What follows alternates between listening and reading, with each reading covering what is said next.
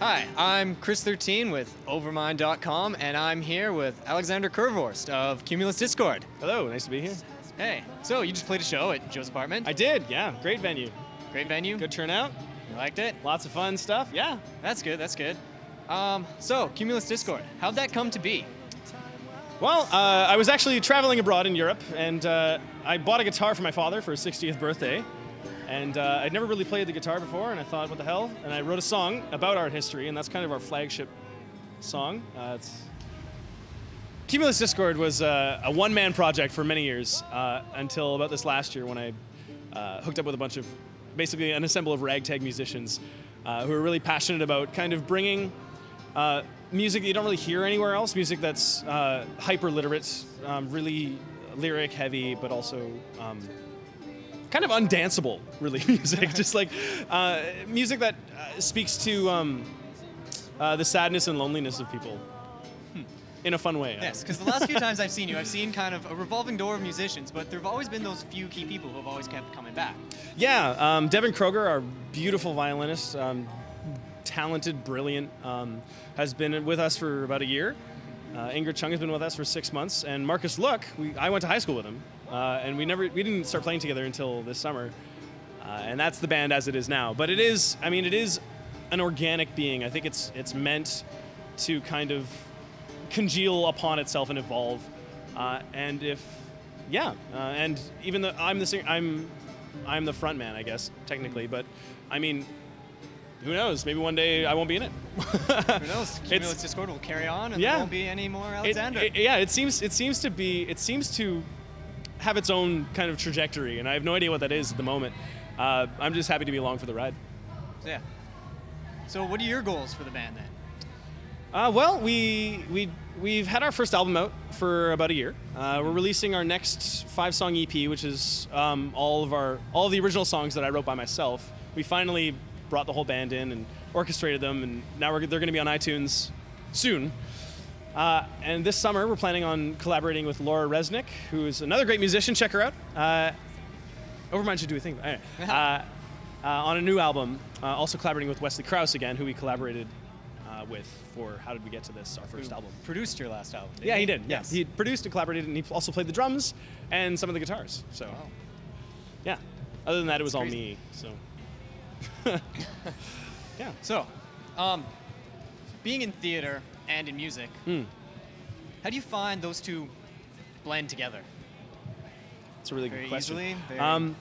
They are different beasts. Yes. I think acting is about lying to people convincingly, and I think music is about telling people the truth. And not necessarily my personal truth, but just truths about the world and the universe. This sounds so corny. But it's true. But I mean, like, music is really about connecting with an audience on a level that they understand, and theater is about what ifs and possibilities. Yeah. So, have you ever plans to merge the two together to do something huge? I was developing my first album into a musical, and part of me doesn't want to let that dream die, but it's at the same time I'm moving on with other projects, so don't think that's going to happen.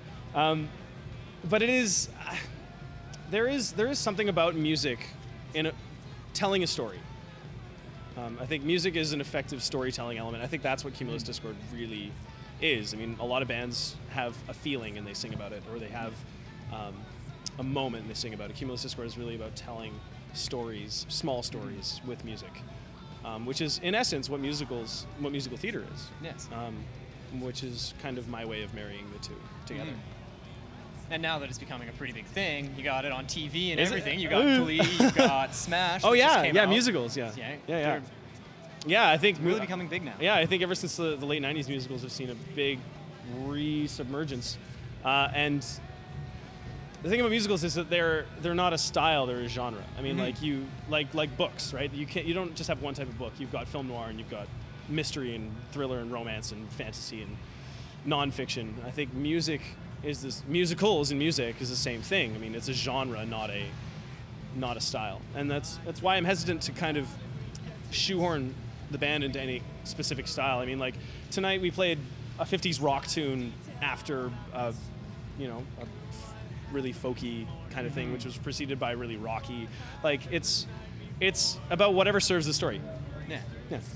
One question we ask everyone is, if you had to describe your musical style in one word, Oh, God. this is going to screw you over big time. It was just like, we don't One have a word. style, and then Yeah, you're like, exactly. okay.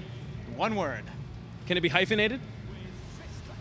Hyper-literate orchestral prog pop. There's a lot of hyphens. Yeah, that's a lot of hyphens. I would say confused. Confused.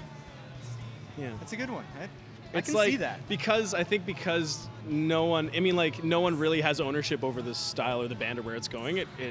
It has this. It seems to have its own trajectory, but nobody in it knows where it's going. So what we have is basically an animal that does whatever the it wants all the time. So there you go. So how is working with 3 other people changed the outcome of the Yeah, having a more steady ensemble has really changed the dynamic of the band. I think. Has it made it a bit more stable? Absolutely. I think because we're all passionate about doing the same thing, that it's really become a place where a kind of a community where people are coming together and just exploring their own artistic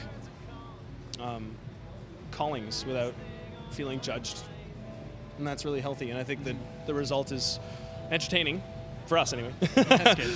That's one of the big things, is making sure that you enjoy it yourself.